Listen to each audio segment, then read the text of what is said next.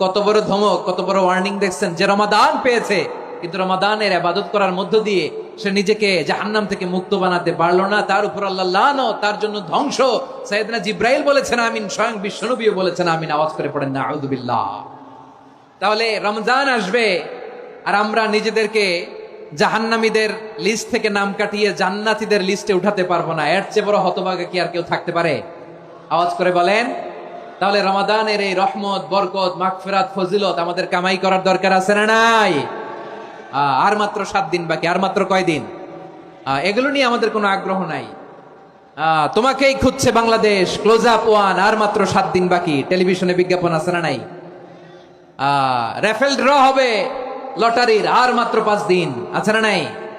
কিন্তু এমন এক বরকতময় মাস আসতেছে, আর মাত্র 7 দিন বাকি। আমাদের কোনো সেন্সই নাই, আমাদের মধ্যে কোনো অনুভূতি কাজ করে না। হায় রে দুর্ভাগা মুসলমান।